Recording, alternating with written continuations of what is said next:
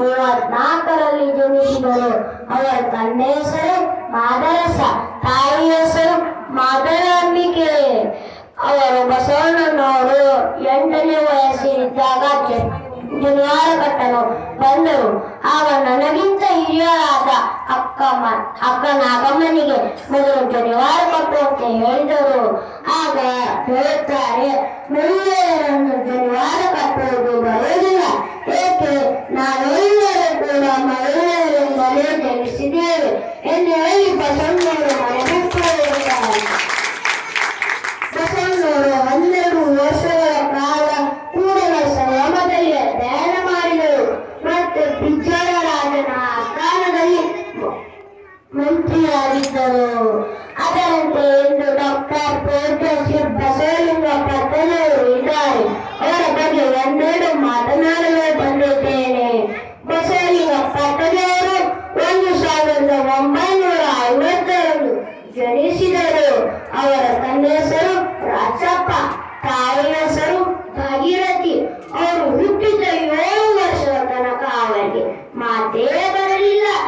ಚಿಂತೆಗೊಳಗಾದ ಅವರ ತಾಯಿ ಭಾಗೀರಥಿಯವರು ಗುಡಿಗೂ ಗಂಟೆ ಕಟ್ಟಲು ಪ್ರಯತ್ನಿಸಿದರು.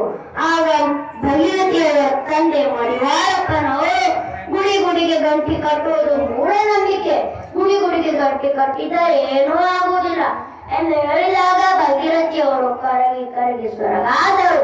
ಹೀಗೆ ಭಾಗೀರಥಿಯವರ ಕಷ್ಟವನ್ನು ನೋಡಲು ಆಗದ ಅವರ ತಂದೆ ಮಡಿವಾಳಪ್ಪನವರು ಬಾಲ್ಕಿ ಹಿರೇಮಠ ಸಂಸ್ಥಾನದಲ್ಲಿ ಡಾಕ್ಟರ್ ಚನ್ನಬಸವ ಪಟ್ಟದೇವರ ಆಶೀರ್ವಾದವನ್ನು ಪಡೆದರೆ ಎಲ್ಲ ಸರಿ ಹೋಗುತ್ತದೆ ಎಂದಾಗ ಬಸವಲಿಂಗ ಪಟ್ಟದೇವರಿಗೆ ಮಾತು ಬಂತು. ಅದು ಹೇಗೆ ಎಂದರೆ, ಒಂದು ದಿನ ಬಸವಲಿಂಗ ಪಟ್ಟದೇವರು ಹೀಗೆ ನಿಂತಿದ್ದವು. ಆಗ ಜನಗಳ ಹಿಂಡು ಅಲ್ಲಿಂದ ಸಾಗುತ್ತಾ ಇತ್ತು.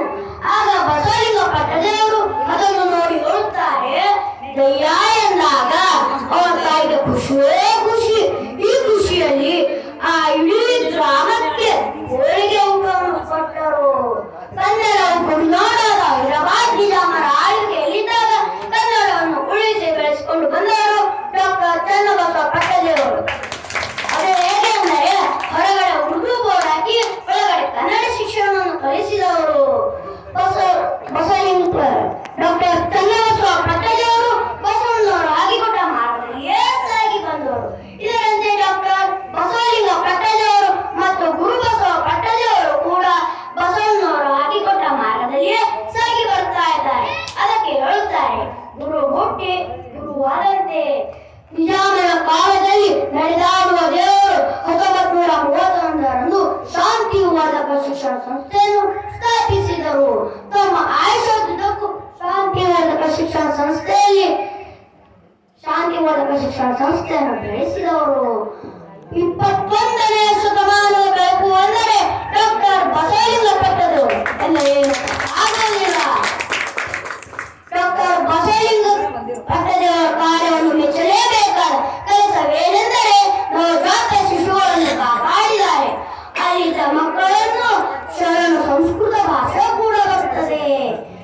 ಅಷ್ಟೇ ಅಲ್ಲದೆ ಮಹಿಳೆಯರಿಗೆ, ವಿಧವೆಯರಿಗೆ, ಸ್ತ್ರೀಯರಿಗೆ ಆಶಯ ನೀಡಿದ್ದಾರೆ. ಅಷ್ಟೇ ಅಲ್ಲದೆ ಅವರ ಮನದಲ್ಲಿ ಹುಮ್ಮಸ್ಸು ತುಂಬಿದ್ದಾರೆ. ನವಜಾತ ಶಿಶುಗಳಿಗಾಗಿ ರಕ್ಷಣೆಗಾಗಿ ಸಂರಕ್ಷಣಾ ಧಾಮವನ್ನು 2004ರಲ್ಲಿ ಸ್ಥಾಪಿಸಿದರು.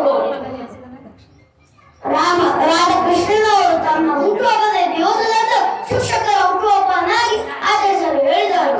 ಅದರಂತೆ ಪಂಡಿತ್ ಜವಾಹರಲಾಲ್ ನೆಹರು ಅವರು ತಮ್ಮ ಹುಟ್ಟುಹಬ್ಬದ ದಿವಸದಂದು ಮಕ್ಕಳ ಹುಟ್ಟುಹಬ್ಬವನ್ನಾಗಿ ಆಚರಿಸಲು ಹೇಳಿದ್ದಾರೆ. ಆ ಮಹಾತ್ಮರಲ್ಲಿ ಡಾಕ್ಟರ್ ಬಸವಲಿಂಗ ಪಟ್ಟದೇವರು ಹೋದರು. ಅವರು 2007ರಲ್ಲಿ ತನ್ನ ಹುಟ್ಟುಹಬ್ಬದ ದಿವಸದಂದು ನವಜಾತ ಶಿಶುಗಳು ಅಂದರೆ ಬಸವ ಶಿಶುಗಳ ಹುಟ್ಟುಹಬ್ಬವನ್ನಾಗಿ ಆಚರಿಸಲು ಹೇಳಿದರು. ತಮಗೆ ಬೇಡವಾದ ಮಕ್ಕಳನ್ನು ರಸ್ತೆಯ ಬದಿಗಳಲ್ಲಿ, ಹೊಲದ ಬೇಲಿಯಲ್ಲಿ, ತೋಟಗಳ ಬೇಲಿಯಲ್ಲಿ, ಕಸದ ಡಿಬ್ಬೆಯಲ್ಲಿ, ಆಸ್ಪತ್ರೆಯಲ್ಲಿ ಬಿಸಾಡಬೇಡಿ. ಹೀಗೆ ಬಿಸಾಡಿದರೆ ಮಹಾಪಾಪ. ಆ ಮಕ್ಕಳನ್ನು ನಮಗೆ ಕೊಡಿ, ಇಲ್ಲದಿದ್ದರೆ ಸಮಾಜದಲ್ಲಿ ಬೆಳೆಸಿ ದೊಡ್ಡ ಮಟ್ಟಕ್ಕೆ ಒಯ್ಯುವ ಜನರನ್ನು ಕೊಡಿ. ಇಲ್ಲದಿದ್ದರೆ ಚನ್ನಬಸವ